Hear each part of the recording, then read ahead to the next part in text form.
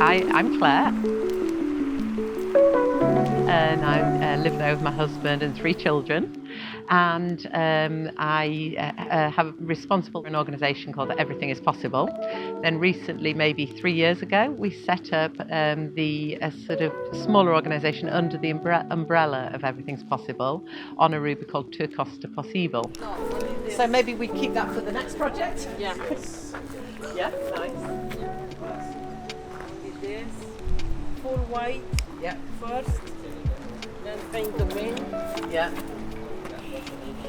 So do you know the first day, because there's not so much clearing to do. I mean, the guys, if they've got some equipment, can clear this a little bit. But the guys who are sport and don't have skill in design, maybe, would they do the white for you so the walls? Everything's Possible in the UK has been running now for 25 years, and we saw a need in Aruba that we felt would really fit well in our group of organisations. So we have organisations now in Aruba, Italy, the UK, and we're setting up a department in Spain as well. So they're all non-profit organisations with the name Everything's Possible, but in the native language. 7 years ago, we started working on Aruba just as a partner country. So like we have all around the world, we've got partners internationally that we send young people to as volunteers, and we host volunteers from in the UK. Then we got to a stage where for some reason the UK wanted to leave Europe. Obviously we were not part of that, we wanted to remain, but maybe 3 or 4 years ago we realised that we were going to have problems continuing the programmes that we were working in, but we had already a real synergy with lots of the partners we were working with. So we said, rather than stop working, let's look for a few countries where we see a strong synergy and we feel we could be really effective. So Aruba for us was the first one, and this is where we said, okay, this is where we want to be. We've been so welcomed into the country. We've had, everywhere we've gone, we've seen a need, but we've also seen open arms to say, yeah, come, we want you. What I'm going to do is I'll take my car back ticket, I'll get my car, bring my car down here. We're going to put the bags in my car and keep in the other car, okay? But this project was a team programme, so instead of working with individuals on this, we are hosting 15 people on Aruba, 5 of our own local Arubans and 10 people that flew in 2 weeks ago to be part of a programme where they could work across 3 areas of volunteering. Okay. Okay, everybody, let's go! The adventure begins! So what's really interesting about this project, it's the volunteers chose their area they were most interested in, so they could choose dance, sport or arts. But at the beginning of the programme, what we said, because we do quite a lot of preparation in advance, so we have Zoom preparation meetings, so they get to know each other before they actually meet, in this case at Amsterdam Airport, when they met at Schiphol and then flew on the final part of the flight together. But they already knew each other a little bit virtually. And because this programme is a solidarity programme, it was really important to us that even though they had the area of expertise and specialism and interest and where they were really interested to volunteer, we wanted them to work across all 3 areas because they're a team. We were involved with painting a mural in Rancho, and the teams came together to be involved with that. Hello everyone, my name is Liani and today we are going to paint the wall. Yeah! Putting the cardboards to cut the wings because we have to replicate it on the other side. Okay, so if you guys are okay, from that corner to the start of bow, and we can give a hand going around the outside of there. So we've been given responsibility for this, for clearing this alley. Yesterday the sports guys cleared all the rubble, the rubbish, the litter and everything, made it all safe, and today we're going to start painting the wall to do a mural on it, which the art students have designed and everybody's going to be working on together.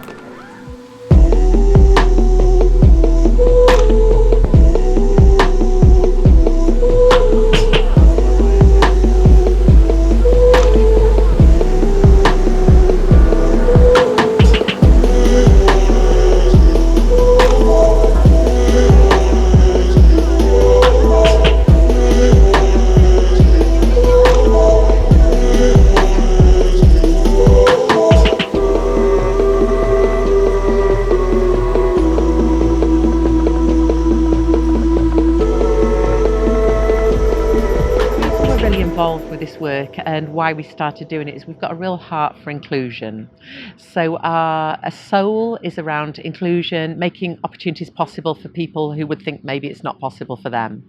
So that's sometimes the people who are travelling to volunteer, and we're really targeting people that maybe not able to do a longer term project, so looking for people that 2 weeks is all they can commit to at this moment in their life. Maybe they've had obstacles, social barriers, but then on the other side of it, we want to work with people where we can make an impact in the community.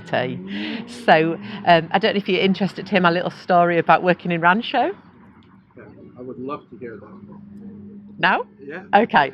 So a couple of years ago, I think it was maybe even last year, we ran a youth project in Aruba, working with a group of young people from Aruba and a group of young people from the UK to do something called a youth exchange, where two groups come together, they exchange their interests, their cultures, and their in this case, it was around dance and sport, so there's different sports, different dance. Unfortunately, on the last day of the programme, we parked the minivan we had in Rancho, and it was broken into. The window was smashed, and a girl's bag and passport and phone was stolen. Then we had a mini car chase through Rancho, following the guy on the bike who'd stolen the bag, and at that moment we thought, okay, we need to do something in Rancho, because clearly from the areas we went, we saw a lot of deprivation, we saw a lot of drug use, we saw people that were really in need. And this was one of the reasons why our heart for this project was to do an activity in Rancho. We had a day or 2 days where we were really immersed in the community. We worked with an organisation, a foundation, Rancho, Stitching Rancho, that's based in the heart of the community, and they introduced us to some of the people, some of the community. You know, in the state of in UK, you have like the King Street. It is a very, very important street. So you can imagine that this street also in the past, you will get people doing upholstery, people doing making clothes, people making shoes. So all that things start in the King Street. So on this wall, we as a team made a really nice mural of wings, because it's very popular on Aruba to have wings where you can stand in front, the children can stand in front and be like a butterfly or an angel or whatever those wings represent for them. And all of our volunteers contributed to this mural. We put up the European flags and also the flag of Aruba, and it was great because we had lots of interest from the local public, from the people who live on that street. From, you know, we were really in the heart of a community that's quite deprived.